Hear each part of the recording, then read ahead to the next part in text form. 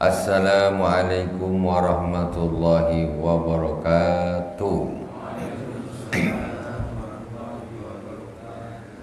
Innal hamdalillah nahmaduhu wa nasta'inuhu wa nastaghfiruh wa na'udzu billahi min shururi anfusina wa min sayyiati a'malina.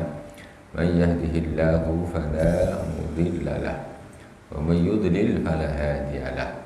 Asyhadu an la ilaha illallah wahdahu la syarika lah wa asyhadu anna Muhammadan abduhu wa rasuluh. Allahumma salli ala sayyidina Muhammadin al-fatihi lima ughliq wal khatimi lima sabaqa an-nasil haqqi bil haqq wal hadi ila siratikal mustaqim wa ala alihi haqqa qadrihi wa miqdarihi al-azim. Jamaah Masjid Al-Hikmah PN yang dirahmati Allah Subhanahu wa taala. Teluk Umar, Pak ya. Kaum muslimin dan muslimat yang dirahmati Allah Subhanahu wa taala. Malam ini insyaallah kajian kita bab haji. Nanti lanjut dengan kurban. Ini time orang berangkat haji, jadi kita membahas tentang haji. Yang belum berangkat, belum giliran, ya belajar aja. Karena berkahnya belajar tuh, insya Allah Allah mudahkan urusannya pergi haji. Dulu waktu di pesantren ngaji kitab Ihya Ulumuddin. Nanti kita Ulumuddin ini yang berani bab nikah. Kalau udah ada nak kawin aja. Berkahnya itu luar biasa. Ini nak hajinya Allah mudahkan haji lah. Amin ya rabbal alamin. Haji itu sebetulnya nggak nunggu kaya. Haji itu tidak nunggu kaya. Karena Rasulullah Shallallahu Alaihi Wasallam bersabda, al-hajju wal umratu yanfiyanil faqra. Haji dan umrah itu bisa menghilangkan kefakiran. Haji dan umrah itu bisa menghilangkan kefakiran. Jadi kalau gitu, ini haji dulu baru kaya, apa kaya dulu baru haji, kan gitu. Rasulullah sabda, haji dan umrah itu bisa menghilangkan kefakiran. Nah, berarti haji dulu baru kaya, kaya dulu baru haji, mana yang betul? Nah, kalau dengan haji ini haji dulu baru kaya, kalau ada haji dan umrah baru fakirnya hilang. Jadi orang yang pergi haji itu tambah kaya, orang yang pergi umrah dia akan tambah mudah ekonominya. Kalau nunggu kaya tak haji-haji, aku masih melarat belum wajib, aku melarat belum wajib, aku melarat teruslah. Kalau time bab haji ini nak jadi hitung orang melarat aja biar tak kewajiban pergi. Sama pembagian beras raskin, alhamdulillah beras aja. Nak jadi melarat, sama pembagian zakat fitrah. Nih, jadi sama seperti kasusnya bab nikah. Allah Subhanahu wa taala berfirman, iyakunu fuqara'a yughnihimullah. Firman Allah, jika mereka itu orang-orang fakir, yang bujang-bujang, yang gede-gede ini orang-orang fakir, yughnihimullah, maka Allah akan mengkayakan mereka kalau dia nak nikah. Gitu. Iyakunu fuqara'a yughnihimullah. Itu Quran loh, tapi banyak orang tak percaya. Kalau mereka itu orang-orang fakir, maka Allah akan kayakan mereka, Allah akan cukupkan mereka. Itu tak dipakai zaman sekarang ini. Orang macam entah tak percaya, entah tak tahu, entah lupa, tak tahu lah. Atau tidak punya etika. Allah ada jelas-jelas bilang gitu. Kalau orang-orang, jadi kalau dari ayat ini disebutkan, berarti orang itu kaya dulu, cukup dulu, baru nikah, apa nikah dulu baru kaya? iyakunu fuqara yughnihimullah. Kalau mereka itu orang-orang fakir kok mau nikah, Allah akan kayakan mereka. Tapi zaman sekarang calon-calon bapak mertua, calon-calon ibu mertua nuntut menantunya kaya dulu baru nikah. Terbalik. Tuh. Itu calon-calon bapak mertua, mama mertua yang terbalik. Nah, salah, memang salah, sudah jelas salah, karena Allah mengatakan kalau mereka ini, kadang-kadang orang ini kalau bujang-bujang susah nggak kaya, nikah aja lah, tuh nanti ekonomi meningkat. Kalau tak percaya tengok urutan 100 orang terkaya di dunia, ada yang bujang tak? Mana ada, tak ada. 100 orang terkaya di dunia, kalau hitung secara matematika, tentu orang bujang. Dia tak ada bagi ke anak dia, ke bini dia, tak ada. Ini yang paling kaya anak dia 6, 7, tapi dia paling kaya. Itu seperti itu. Jadi mindset keliru ini kita harus buang jauh-jauh. Calon bapak-bapak mertua, ibu mertua, tak usah nengok menantu, kau harus kaya dulu, baru kau dapat bini, dapat istri. Anakku menikah dengan anak aku, itu salah total itu. Akhirnya tak mampu-mampu. Tabungan tak cukup, kena PHK, tak jadi nikah lah. Tak ganti-ganti. Harus ngelamar pakai mobil dulu. Lah kata dia honorer 1.200, 1.500, kapan nak nikah? Begitu juga dengan haji, kalau nunggu kaya kapan nak haji? Nah, ini pemahaman keliru. Haji itu kita niatkan, saya alhamdulillah Allah kasih haji saya. Sebelum saya kaya, sekarang saya dah kaya atau belum saya pun tak tahu. Sebelum saya kaya, tak ada kaya. Haji berangkat. Jadi tidak ada hubungannya. Alhamdulillah, itu rizki dari Allah Subhanahu wa taala. Kita Fatihah terlebih dahulu kepada baginda Rasulullah sallallahu alaihi wasallam, kepada para anbiya, sahabat, tabi'in, tabi'in, kepada para auliya, wasyuhada, wassalihin, wa jami'i masyayikhina fid din. Khususan Abu Yazid Muhammad bin Alwi al-Malik al-Hasani, Abu Yazid Ahmad bin Said Muhammad bin Alwi al-Malik al-Hasani, Ahmad dan Allah bimadadihim wa fadha alaina min barakatihim wa anwarihim wa ulumihim fid din wa dunya wal akhirati bi sirril Fatihah. A'udzu billahi minasyaitonir rajim. Bismillahirrahmanirrahim. Alhamdulillahi rabbil alamin. Arrahmanir rahim. Maliki yaumiddin. Iyyaka na'budu wa iyyaka nasta'in. Ihdinas siratal mustaqim. Siratal ladzina an'amta 'alaihim ghairil maghdubi 'alaihim waladdallin. Amin. Bismillahirrahmanirrahim. Qala al-musannif rahimahullah ta'ala wa nafa'ana Allah bi ulumi fid dharain.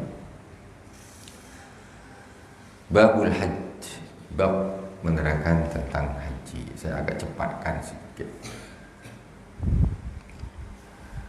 Di sini ada sebuah hadis. Waruya anna Adama alaihissalam hajja arba'in hajjatan minal hijj masyan. Sesungguhnya Nabi Adam alaihissalam itu pergi haji dari India. India itu sudah ada mulai zaman Nabi Adam, Hind. Karena Nabi Adam itu dulu diturunkan di daerah sana. Hajja arba'in hajatan min Hind masyan. Nabi Adam alaihissalam itu haji dari India 40 hajian jalan kaki. Nah, jalan kaki India sampai ke Mekah jalan kaki. Wa anna Jibril qala lahu innal malaikata kanu yatufuna qablaka bi hadzal bait 7,000 sanah. Dan malaikat Jibril berkata-kata kepada Nabi Adam, sesungguhnya para malaikat, wahai Adam, itu telah tawaf di Ka'bah ini hadzal bait 7,000 sanah selama 7.000 tahun sebelum Nabi Adam malaikat terus, makanya jadi rumah yang berkah luar biasa Ka'bah itu. Qala Ibnu Ishaq lam yab'athillahu nabiyyan ba'da Ibrahim alaihi salam alaihi salatu wassalam illa hajja. Kata Imam Ibnu Ishaq, tidaklah Allah Subhanahu wa taala mengutus seorang nabi setelah Nabi Ibrahim alaihissalatu wassalam kecuali dia haji. Setelah Nabi Ibrahim semuanya haji. Walladzi sarha bi ghairu annahu ma min nabiyyin illa hajja khilafan liman istasnahu dan wasalih. Sedangkan ada ulama yang lain mengatakan bahwa sesungguhnya tidak ada seorang nabi diutus kecuali dia berhaji, kecuali ada yang mengatakan dua orang nabi saja, yaitu Nabi Hud dan Nabi Saleh. Tidak. Wassalatu afdalu minhu hilafanil qadi. Salat itu lebih utama daripada haji. Ini jadi catatan penting. Salat itu lebih utama daripada haji. Karena kita ketemukan, ini harus dijadikan satu kaidah. Banyak kita ketemukan, mohon maaf, ada orang pergi umroh. Pergi umroh nih, saking kata ini susah lah, sholat di kapal susah, ini susah, nanti aja lah. Kalau udah balik, kodok. Salah. Itu total salahnya. Jadi dia pergi umroh tapi tak sholat. Haji. Dia haji entah di Arafah, entah di Mina, entah pas situasi sedang melakukan ibadah macam nak sholat kok susah betul, nanti aja lah, kodok aja. Salah. Tidak bisa begitu. Jadi seolah-olah haji ini lebih besar daripada salat. Wassalatu afdalu minhu. Salat itu lebih afdal daripada haji. Walaupun semuanya ini rukun. Semuanya rukun. Berangkat dari ini banyak ditemukan kadang-kadang orang yang salah di dalam melakukan amaliyahnya, yaitu mereka fokus ke haji atau fokus ke umrah tapi menyia-nyiakan sholat. Guru kita Abu Yasin Muhammad bin Alwi Al-Maliki Al-Hasani, dulu kami kalau haji itu dulu dari pondok kami kalau pas mabit di Mina, kami setelah dari Arafah lempar jumroh sampai Arafah, Muzdalifah, kemudian ke Mina lempar jumroh, kami balik ke pondok. Istirahat di pondok. Besok malam ada mabit di Mina. Kami pergi dari pondok, mabit ke Mina. Pergi sebelum maghrib, pergi sampai sana maghrib, nanti sampai tengah malam kami balik ke pondok. Karena mengikuti pendapat yang namanya mabit itu tinggal lebih dari setengah malam. Jadi lewat jam 12 walaupun kami tidak tidur sampai pagi, itu kami sudah dikatakan mabit. Jadi kami pergi sebelum maghrib, baliknya setelah jam 12. Kayak begitu. Nah, ini bab haji juga, maksudnya untuk masalah mabit gitu. Karena posisi pondok kami dengan Mina tuh ya masih sekup Mekah gitu. Jadi istri kami bisa bolak-balik. Jarang ya, kadang-kadang aja sama buya kami memang disuruh nginap betul di dalam Mina kadang-kadang. Ya abunya begitu. Kadang-kadang kami ya bolak-balik aja ke pondok. Pakai bas rombongan dari pondok. Nah, ketika malam balik, tentu malam jam 12 sampai di pondok dengan macetnya dan sebagainya, balik. Subuh-subuh abuya tengok. Ketika ada yang tidak jamaah pada waktu itu, dimarah sama Abu ya. Kenapa? Kamu melakukan umrah, melakukan haji, karena hajinya kan sudah lebih satu kali, kan sudah haji sunnah namanya. Setiap tahun haji, setiap tahun haji. Dimarah, kamu mabit di Mina, melakukan haji sunnah, tapi kok sia-siakan sholat nih? Nah, jangan seperti itu. Itu kelas tidak berjamaah bareng. Apalagi kok ada orang haji atau umroh soalnya tak bisa, ini nanti aja lah qadha. Haram. Nggak boleh. Sengaja meninggalkan sholat walaupun diniat untuk mengqadha, itu hukumnya haram. Yang boleh itu jamak takhir atau jamak takdim. Tapi kalau niat aduh susah di kapal dari bandara Hang Nadim naik taksi ini nunggu sampai di pelabuhan, masih nunggu tiket kapal gini-gini. Nanti aja lah, zuhur atau asar atau apa hilang, nah, balik baru di qadha. apa benda nih? Nggak bisa.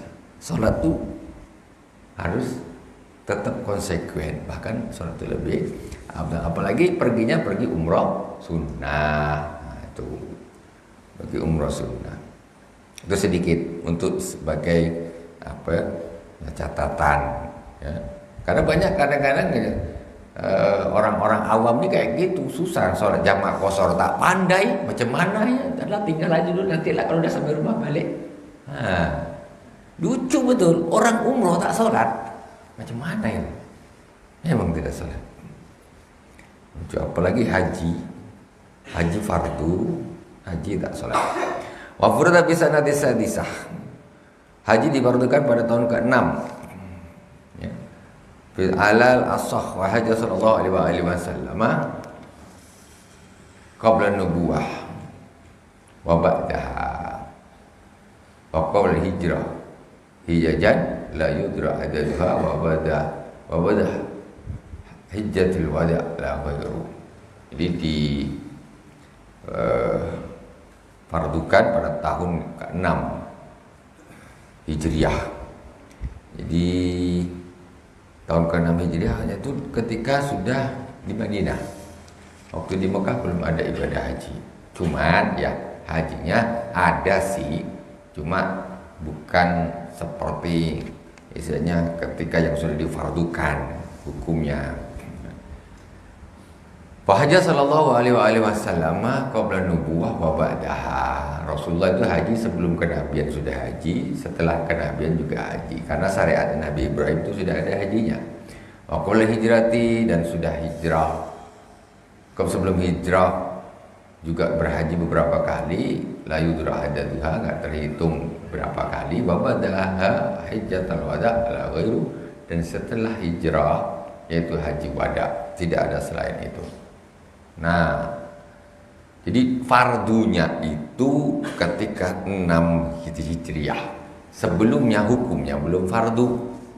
Hukumnya belum fardu. Setelah 6 Hijriah, Rasulullah ketika haji wada, nah itu sudah hukumnya fardu. Bukan berarti haji sebelumnya belum ada. Mulai zaman Nabi Ibrahim sudah ada. Nah, cuman untuk syariat Islam itu difardukannya pada tahun ke-6. Wa warada man hajja hadzal bait kharaja min dunubi ka yauma waladatu ummuh. Disebutkan di dalam satu hadis, barang siapa yang berhaji ke rumah ini yaitu Baitullah, Ka'bah, maka dia akan keluar dari dosanya seperti hari di mana ia dilahirkan oleh ibunya, bersih. Orang pergi haji, hajinya betul, mabrur, balik, itu seperti bayi baru lahir, baru dilahirkan oleh maunya, bersih. Tinggal apa? Makanya orang kalau nak haji ini urusan dengan manusia ini harus diselesaikan dulu supaya di balik ini bisa bersih. Memang urusan dengan Allah, urusan dengan manusia, urusan dengan Allah kayak mawaladatu ummuh, seperti bayi yang baru dilahirkan. Tapi kalau dengan manusia ini masih banyak urusan, yang ninggal utang, yang ninggal obeng, yang ninggal apa segala macam di tetangga. Ada bayi lahir nggak punya utang, ya tidak bisa, masih ada tanggungan. Makanya kalau nggak pergi haji, ya intinya itu harus mengembalikan semua amanah kepada saudara-saudara kita ini. Apa ada amanah apa balikkan, semuanya dibalikkan. Pokoknya diusahakan waktu pergi haji itu nggak ada lagi urusan dengan manusia. Kalau urusan salah dosa minta maaf, urusan amanah balikkan. Itu kayak gitu. Sehingga ketika dia hajinya itu insya Allah bagus, betul-betul sempurna, dia pulang seperti seorang bayi yang baru lahir, dilahirkan oleh ibunya. Qala sayyiduna fil hasyiatil alidah qauluhu qayyama waladatu ummu yasmalu at-tabi'at. Wa warada at-tasrih bihi fi riwayat wa afta bi ba'dul masyayikhina lakin zahiru kalamihim yukhalifuhu. Wal awwalu awfaqu bi zahiri sunnati wa sani awfaqu bil qawaid. Ini sedikit ada perbedaan pendapat dari para ulama. Ada sebagian ulama mengatakan ini termasuk juga dosa-dosa dengan manusia. Tetapi sebagai ulama apa istilahnya ya membantah, karena ini urusannya kalau dengan urusan manusia ya utang ya harus dibayar. Macam mana balik haji utang dilunas? Mana bisa? Utang tetap utang lah. Pak Haji jadi orang banyak utang, macam mana biar lunas pergi haji balik lunas semua? Enggak, urusan dengan manusia masih tetap harus ditunaikan haknya. Cuma ada ulama yang mengatakan itu termasuk.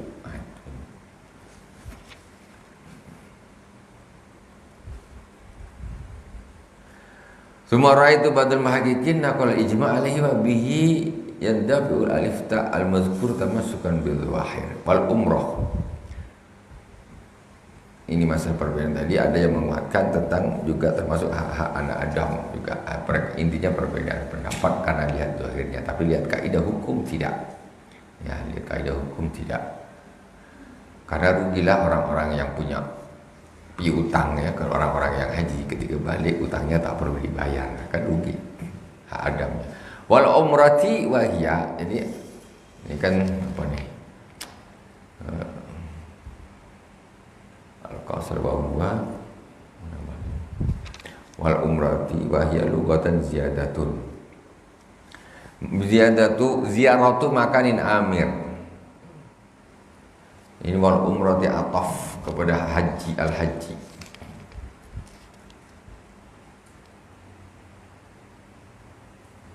Babul haji wal umrati.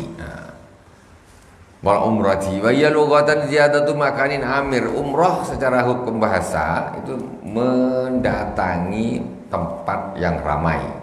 Wasar'an qasdul Ka'bah lin nusuki al-ati, sedangkan menurut definisi syarab yaitu mendatangi Ka'bah untuk melakukan ibadah.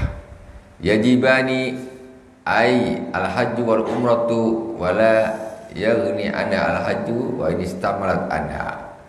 Wa khabaru su'ila sallallahu alaihi wasallam umrati awajibun ya qala la dhaifun ittifaqa wa in sahahu at-Tirmidzi ala kulli muslimin mukallafin balighin akilin hurrin fala yajibani ala sabiyyin wa majnunin apa ala rakikin fanusuku ghair mukallafi wa man fi rikun yaqulu naflan la farda mustati'in. Haji dan umrah itu hukumnya wajib. Ada sebuah hadis mengatakan Rasulullah SAW ditanya tentang umrah, apakah wajib? Iya, qala la dhaifun ittifaq, kata Nabi tidak, itu hadis yang dhaif mufaqqad. Ini umrah itu wajib. Haji dan umrah itu wajib sekali yang pertama. Jadi bapak-bapak yang pergi haji dan umrah, pergi haji bisa sekalian bisa umrah. Umrah yang pertama itu wajib untuk diri sendiri. Untuk yang kedua, ya, ini hukumnya sunnah. Boleh untuk mengumrahkan orang lain, boleh, namanya badal haji. Ini masalah badal haji juga. Ini kadang-kadang banyak yang tak paham. Syarat orang membadalkan haji itu dia sudah haji dulu, ya, menurut jumhur ulama. Dan tidak bisa dia membadalkan haji plus dia haji sendiri, tak bisa. Betul. Dia haji sendiri sekaligus dia badalkan haji orang, tak bisa. Jatuhnya harus satu. Apakah dia haji untuk dirinya sendiri, apakah haji untuk orang lain. Dan ketika dia nak menghajikan orang lain, syaratnya dia sudah haji dulu. Itu namanya haji badal. Badal saja menggantikan orang. Jadi nggak bisa orang membadalkan haji itu dia dapat badal haji. Anggap umpamanya, mohon maaf, ada orang ngambil ongkos badal, anggaplah 4 juta lah katakan. 4 juta nak bikin apa di sana? Ya, nak bikin apa? Kendaraannya berapa? Kalau dia tamatu kena sembelih kambing berapa? Gini berapa? Ya hampir tidak mungkin. Itu. Jadi istilahnya jangan sampai nanti 4-5 orang diambil, ini sekian diambil, dibadalkan bersama satu orang, gak bisa, gak sah. Kadang orang tak paham, 3-4 orang diambil badalnya, dihajikan, dia diniatkan untuk 3 orang, 4 orang. Mana boleh? Tak bisa. Harus 1 orang membadalkan 1 orang. Itu. Jadi kalau ada badal-badal haji yang terlalu murah sangat, itu perlu ditandai, ya. Nah, karena di sana itu yang akan dilakukan itu banyak dan sebagainya, biaya juga banyak dan sebagainya. Macam mana dengan uang segitu dia bisa selesai dan tanpa ini tambahan duit lain? Tak mungkin. Kadang-kadang orang yang tidak paham dikumpulkan dia 4-5 orang, dilakukan dia untuk barang, jadinya tidak sah badalnya. Pastikan 1 orang 1. Kalau sekarang badal haji susah, karena orang yang tinggal di sana juga harus membayar surat tarsihnya itu mahalnya seperti kita berangkat dari sini. Bahkan dikatakan lebih mahal lagi. Dia tinggal di Mekah, suratnya nih itu bayarnya mahal. Jadi sekarang badal haji itu susah. Bagus, dari sinilah badalkan haji ke sana langsung, tapi syaratnya sudah berhaji. Musatinil haji, orang yang mampu untuk berhaji, biwujudani zadi zahaban wa iyaban wa ujratin khafirin ay mujirin ya'manu ma'hu warrahilah aw samaniha warrahilati aw samaniha in kana bainahu wa baina Makkah marhalatan aw dunahuma wa dufa 'anil masjid bana faqati man yajibu alaihi nafaqatuhu wa kisbati ila rujuk. Yang wajib berangkat tuh orang yang mampu. Mampu haji maksudnya apa? Dia punya bekal. Punya bekal nak pergi haji. Bisa beli tiket pesawat bolak-balik, atau dia tinggal tak jauh dari situ. Dia naik mobil, berapa ongkos ke Mekah, berapa ongkos balik. Itu apa namanya, untuk ongkos kendaraannya. Kemudian aman, jalannya aman, ya, jalannya aman. Kalau pun punya duit banyak, tetapi ketika nak lewat di dalam perjalanan itu berbahaya, di situ ada rampok atau ada perang, tidak wajib hukumnya. Nah, itu termasuk tidak mampu untuk melakukan perjalanan. Jadi tidak hanya duit saja masalah mampu tak mampu itu. Dan untuk urusan masalah kendaraan ini untuk orang yang rumahnya lebih dari 2 marhalah dari Mekah. Tapi kalau rumahnya 1 marhalah dari Mekah, maka dia wajib haji walaupun jalan kaki, kalau dia mampu jalan kaki. Nah, syaratnya tidak jauh. Jadi kalau jauh tak bisa karena sudah masa waktu qasar, ya susahlah, tak tahan orang nak suruh jalan. Tapi kalau dekat, ya wajib selagi dia mampu, badan sehat, ya dia bisa jalan, ya untuk sekedar kebutuhannya dia beli balik itu cukup. Ditambah ma'ana faqati man yajibu alaihi nafaqatu faqisbatihi ila rujuk, ditambah dengan nafkah orang yang wajib dinafkahi yang dia tinggal di rumahnya. Dia nak haji tapi yang di rumahnya jangan kelaparan. Tinggalkan duit belanja 1 bulan atau 14 hari sekian. Ini duit untuk beli beras, beli lauk. Sampai bapak balik cukup. Tak cukup kalau untuk beli kuota internet. Nah, untuk beli makan nasi lauk cukup. Berangkatlah bapaknya. Jadi jangan ditinggalkan tanpa nafkah. Ini urusan haji, ya. Yang hukumnya fardu. Urusan haji yang hukumnya fardu, dilarang orang yang berhaji atau tidak wajib baginya, dia kalau dia tidak bisa meninggalkan untuk kebutuhan orang yang ditinggal itu, atau makanan atau pakaian, itu haji yang wajib. Itu jadi tidak boleh, karena haji wajib, nafkah kepada keluarga juga wajib. Itu jangan jangan kita ini tidak imbang di dalam melakukan amal. Apalagi kita melakukan hal-hal yang sifatnya sunnah, tapi kita meninggalkan yang wajib.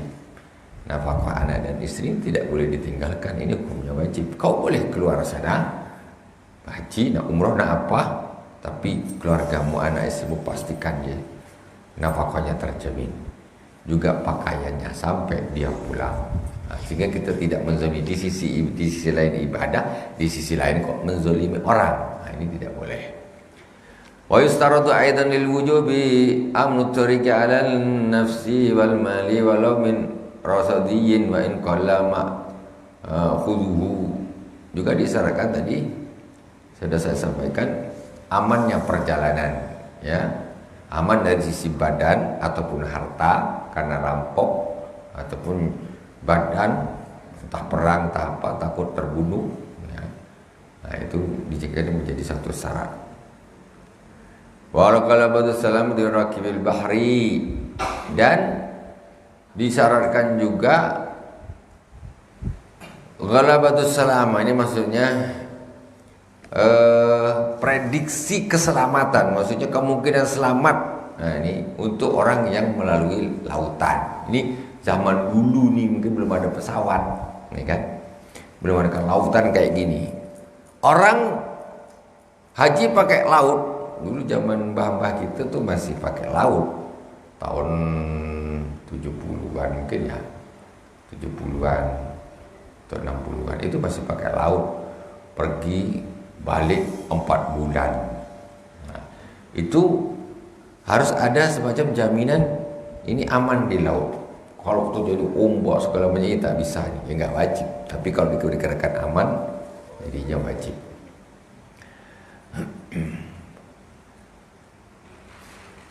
Bal yahrumu rukubu fihi lahu wa li ghairi. Kalau memang ternyata kalau ibu ini kayaknya tak bisa, bahaya ini sekarang, ini musimnya angin kuat ini, dia katakan sangat dimungkinkan kapal akan tenggelam, ini justru tidak boleh berangkat.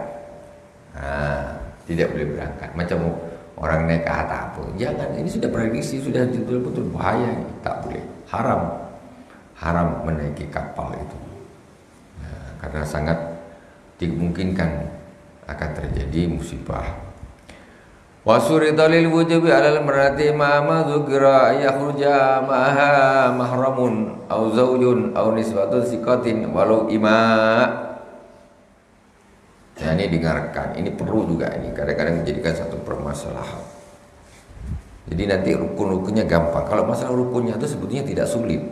Manasik itu sebentar bisa, 1 jam selesai manasik itu sebetulnya, tidak lama. Manasik itu sebetulnya tidak sulit.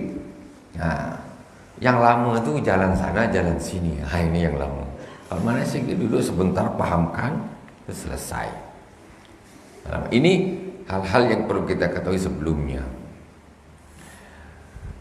Untuk seorang wanita ditambahkan satu syarat ketika nak pergi haji, yaitu dia harus dengan mahramnya.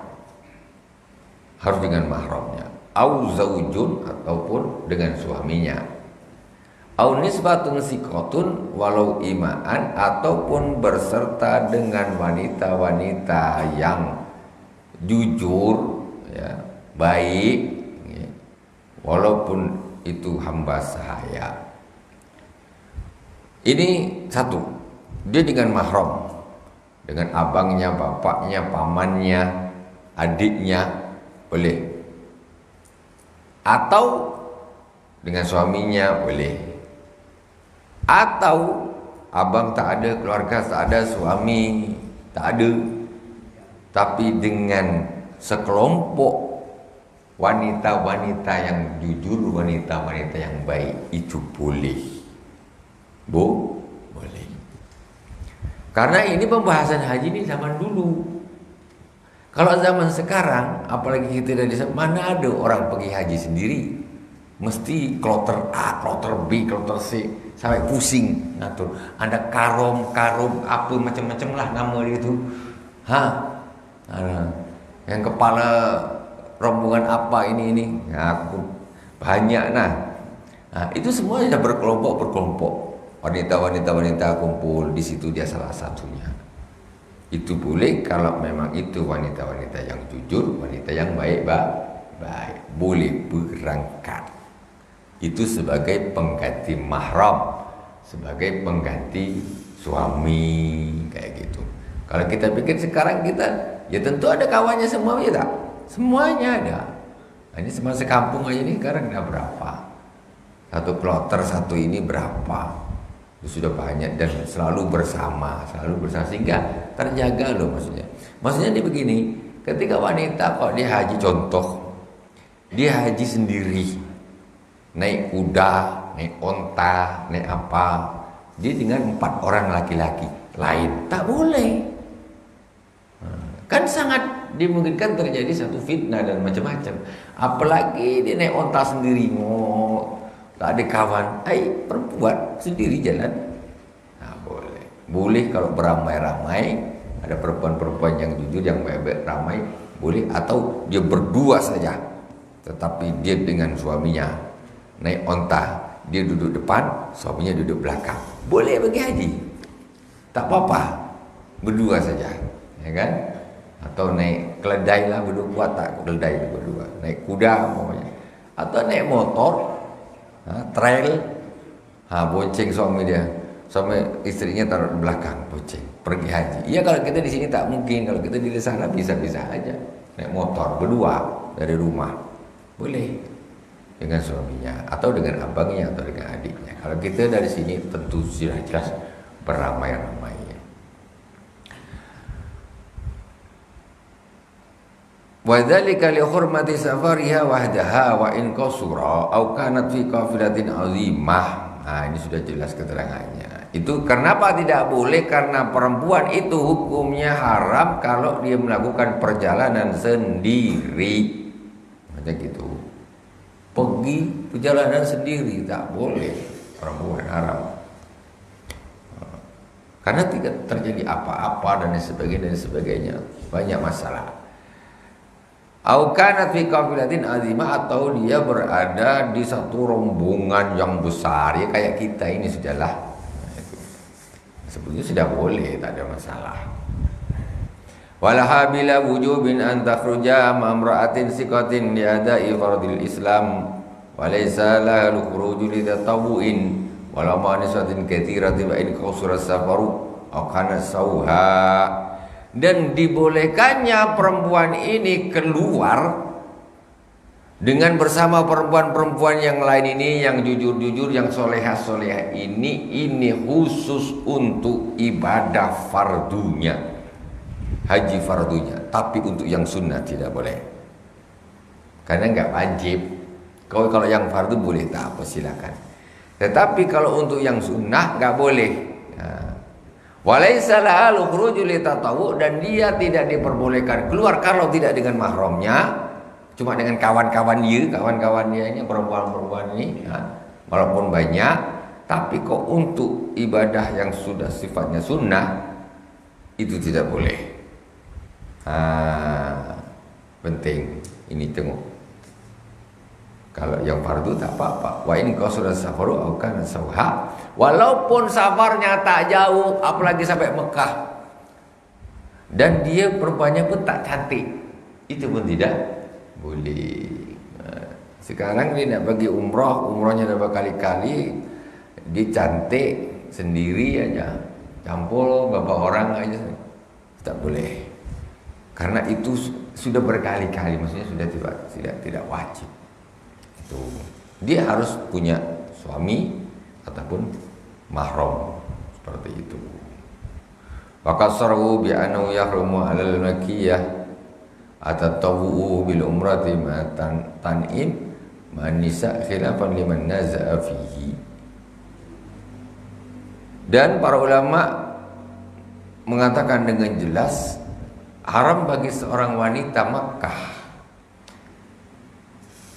melakukan ibadah umrah sunnah dari Tan'im dengan perempuan-perempuan yang lain. Itu orang Mekah, perempuan Mekah nak umrah sunnah keluar ke Tan'im saja ramai-ramai sama itu dah tak boleh. Sunnah loh. Nah, ini harus dibedakan. Haji sunnah, haji wajib, ya itu beda hukumnya. Jadi umrah yang wajib dengan umrah yang sunnah hukumnya berbeda. Tentang masalah keluarnya perempuan ini dia dengan mahram atau dengan yang bukan mahram, maksudnya dengan perempuan yang banyak. Tadi yang sebetulnya kalau waktu wajib itu diperbolehkan, ya, karena hukumnya wajib, tetapi ketika ibadah sunnah walaupun dikawani dengan wanita-wanita banyak itu dia tidak diperbolehkan. Wallahu subhanahu wa ta'ala a'lam. Subhanakallahumma bihamdik asyhadu an la ilaha illa anta astaghfiruka wa atubu ilaik. Wa sallallahu ala sayyidina Muhammadin wa ala alihi washabihi wa baraka wa sallam. Walhamdulillahirabbil alamin. Wassalamualaikum warahmatullahi wabarakatuh.